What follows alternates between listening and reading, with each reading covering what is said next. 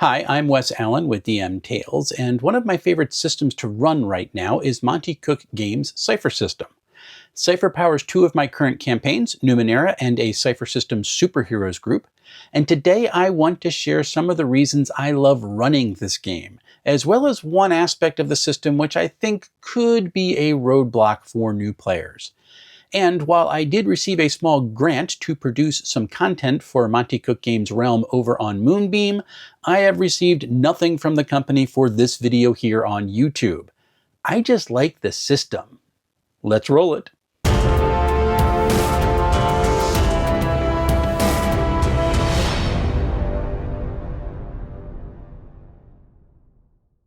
Before we begin, I want to shout out everyone who has liked, commented, and subscribed to DM Tales. It helps a lot. It gets the algorithm noticing that we actually exist here. If you'd consider doing those things for this video, I would be most grateful. And a special shout out to my coffee contributors who help keep this channel going out of the kindness of their hearts. If you'd like to join the channel, the link is right over there. Also, if you're looking for some cool stuff to wear, check out my merch store for t-shirts and hoodies, including this one, which declares that you don't have a dice curse. You are a shaper of worlds. With all that out of the way, let's get to why I love Monte Cook Games' Cypher System. There is a lot to love about GMing a Cypher System game, and these three are my favorite reasons. Everything in Cypher System has a level, and I mean everything. These range from 0 to 10 in most cases, and the D20 target number for any check is the level of the target multiplied by 3. Now, astute mathematicians have already figured out the problem with this setup because levels 7 through 10 are actually impossible to roll on a D20. So how's all this work then? Well, it works because before the roll is made, the player is able to manipulate the level. If the character has an applicable skill, they may reduce the level by 1 or 2, depending on how well trained they are in that skill. If they're using a beneficial tool, they may lower the level by 1. That's called an asset. If they are attacking with a light weapon, they can lower that attack roll by 1 because it's easier to wield. If they decide they want to try extra hard at the task, they can spend some ability points to put effort into an attempt. And the amount of effort that a character may apply is capped by the character's current tier. A character may assist in an action, even if that's only to hold their flashlight up while someone else picks a lock or reads a book, and that will also lower the level by 1. It's an asset. And characters can use terrain to their advantage to lower the level as well. By manipulating the level, the target number can be dropped into a possible or even likely success. It's very cool. Now, this may sound complicated, but I've not found it to be so. Anytime I've run Cypher System, things have worked fast, and they only accelerate the more comfortable people get with the game. In Cypher System games, the GM makes no rolls, and I admit that can be a bummer. But the Game Master is able to alter the world by intruding on the narrative. These intrusions can occur out of the blue, or it can be a direct consequence of player actions. Players who go around a settlement throwing their muscle around may encounter a group of guards who didn't exist before they acted that way. GM intrusions, though, are not always by GM fiat, nor are they bereft of rewards. Any roll that comes up as a 1 triggers a GM intrusion, which does not give the players a reward, and in these instances, intrusions function a lot like fumbles in other games. When the GM does introduce an intrusion on their own, however, they give out an experience point to the player whose character will be impacted by that intrusion. And that player awards a second experience point to another player at the table. Why is this important? Well, experience points in Cypher System are a valuable metacurrency. They can be spent to advance a character, which is how you would expect experience points to be used, but they have other uses as well. An XP may be spent to refuse a GM intrusion. Haha, I'm keeping the narrative the way I want it to go. Experience may also be spent to trigger a re-roll on any roll of the die, except one that shows up as a 1. And finally, an experience point can be spent to introduce a player intrusion into the world, which offers the party a benefit. Now, this last one is up to GM discretion, and it can be refused if the proposed intrusion is overpowered or it doesn't make narrative sense. But the option is fun because it makes the players part of the world building, and I like it a lot. In one game I ran, I had a player action start a fire in an apartment building, which they needed to address, and it just led to some amazing antics. And then in another session, 2 of the PCs stood near a standing stone I'd already described as being targeted by lightning. The 2 players made the wrong assumption that the lightning had struck that stone because the group had been messing around with something. And so when I asked the player, who do you want to give an experience point to? He responded with, oops, just before seeing his character launch 20 yards as the next lightning bolt hit. And my player intrusions on me have been really cool as well. During the fire I just mentioned, one player created an aqueduct, though it was in the lowest part of the city, so it was actually gray water management. It wasn't exactly water, and they used it to help put out the fire. In one of the few fantasy sessions I've run using Cypher System, one player used an intrusion to establish a prior relationship between their character and a goblin who was trying to get them to pay a toll. It was absolutely amazing. Intrusions take the in-game narrative in all sorts of interesting directions. The guard the group was sneaking around can turn at just the right moment to discover that sneak and sound the alarm. A character can remember a contact they had in a settlement who might be able to provide information for them. Or a trap might be sprung on an overcautious party. Let's get moving, folks. And that's only the start. Intrusions are a blast. Running Cypher System doesn't require a great deal of time copying out stat blocks or jotting down damage from traps. A dangerous area or a dungeon crawl can be as simple as mapping out the general locations and then populating it with obstacles of specific levels. Let me give you an example. Level 2 kobolds, which I just made up on the fly here. They may block the entrance to their settlement with level 5 traps, because they're good at that.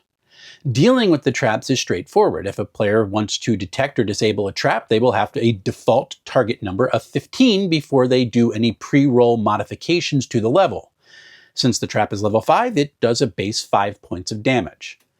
Dealing with the kobolds themselves doesn't require much more work, and a GM never even really needs to look at a stat block. They've been given a level, so the target number to hit the creatures is 6. They also have, by default, 6 health because that's their target number. They're smaller creatures, and they probably use their claws or light weapons, which means their attacks are faster. So defending against them is a level 3 check. It eased for them and hindered for the party. Light weapons do 2 points of damage. At that point, kobolds in the crawl are basically done. But here's the thing. They're communal beings, so they tend to attack in packs when their traps fail. So you can put 4 of the creatures together as a single entity for combat. That gives them a base level of 3, or level 4 when attacking, and their combined attacks do medium weapon damage now, 4 points. They'll also get a health bonus based on their combined level, yielding 9 health. This is cool because if a GM decides to throw 20 kobolds at the party at the same time, that could become cumbersome. But in this way, they are all beefed up and they show up only as 5 distinct groups in the combat.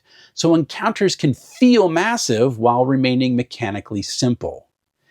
Once a GM gets used to assigning levels to NPCs and inventing some creatures on the fly, session prep for Cypher System is reduced to creating a compelling hook and a specific goal. Now you can build more in advance, but it isn't needed if a GM is committed to riffing off the player's actions. Now, I do love using pre-existing adventures or adversaries for both stock Cypher System and Numenera, particularly the adversaries because they're designed well and the artwork is terrific, but not using them doesn't slow me down even a little bit. Cypher System characters are formed from a sentence. I am an adjective, noun, who, verbs.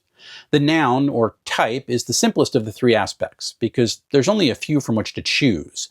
Numenera, which is a separate game powered by Cypher System, has 6 types when using the 2 books from the box set, while stock Cypher System has 4.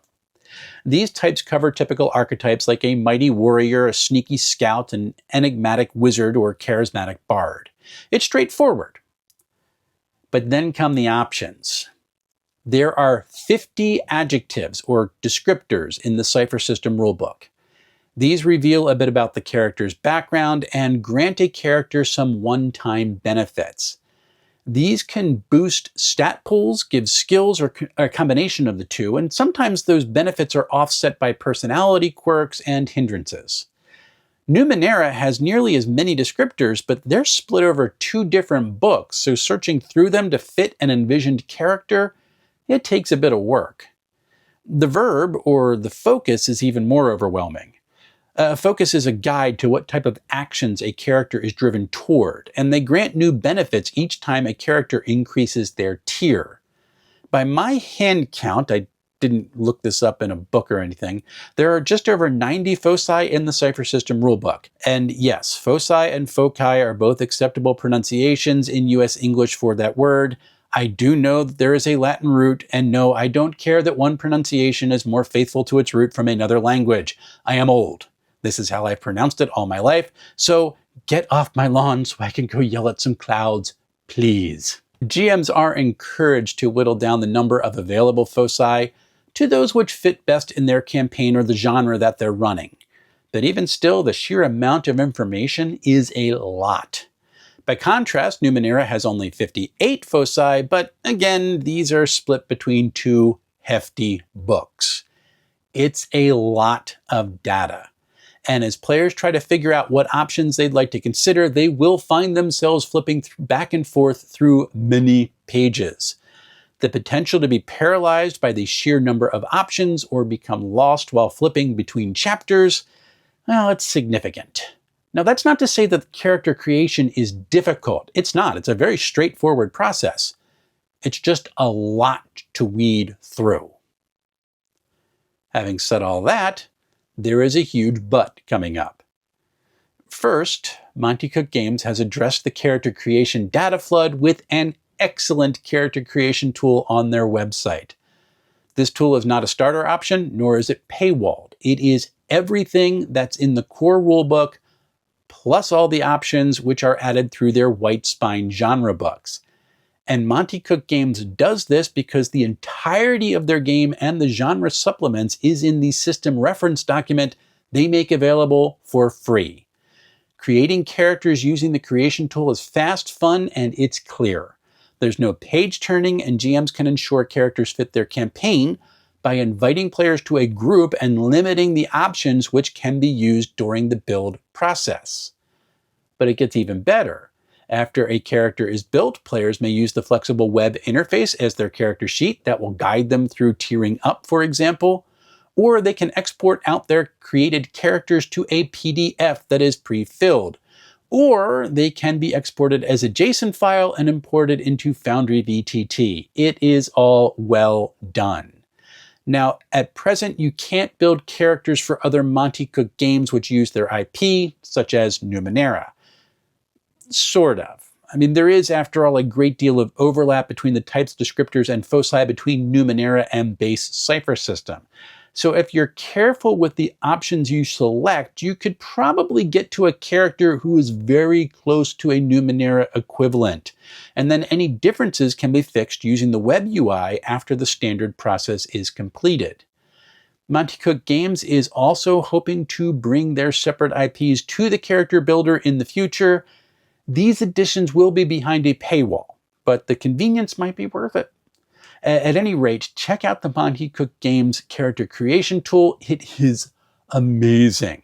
Second, Monte Cook Games has announced that they are revising Cypher System in a way which keeps folks' current books usable, but makes character creation easier. Now, people in the Cypher community are a tad anxious about this because MCG fans tend to buy many MCG books to put on their shelves. For my part, and I have no inside knowledge regarding this upcoming shift at all, well, I'm kind of excited. I know how dedicated Monte Cook Games is to their community, and screwing over their player base just isn't their MO. Third, I have enjoyed the in-person experience I've had helping my Numenera group build their characters. They loved using the prompts to see how their characters were linked, and the fiction they created during the build process has had a huge impact on how our campaign has evolved. So while the character creation process is a lot, and it really is a lot, it's also fun, and that's pretty cool. Cypher System is my second favorite game to run right now, second only to Dragonbane, and, well, to be honest, the difference between the two is a coin flip. I love how fast it is to create challenges for the players. I think Intrusions are fantastic, and the level system is fast and intuitive. If you have not checked out Cypher System or Numenera, it is very much worth a look. You can pick it up over at Monte Cook Games' website, but the books aren't cheap. The Cypher System rulebook is $76.99 for a book PDF combo, and the 2-book box set for Numenera is $129.99 for the same. But, as I said, Monte Cook's SRD for Cypher System is available for free, and there are some excellent starter kits for both base Cypher System and Numenera, which are under $30. This is a game and a system that is worth checking out. Coming up on the channel, my review of Monte Cook Games' post-apocalyptic Rust and Redemption is underway. But before I get to that, I want to review a little superhero game that's now available on DriveThruRPG. Streamlined Superheroes has a comic book feel and is streamlined. I've done Indie RPG Month the past 2 years, and I thought this was a nice way to honor that. After that, my review queue remains lengthy. I need to restart my read-through of Dreams and Machines. My unnamed Numenera book is hanging around in the background until my table encounters it. And I have all these fine books on the shelf, which I need to get to reading. So, until we see each other again, folks, happy playing, everyone.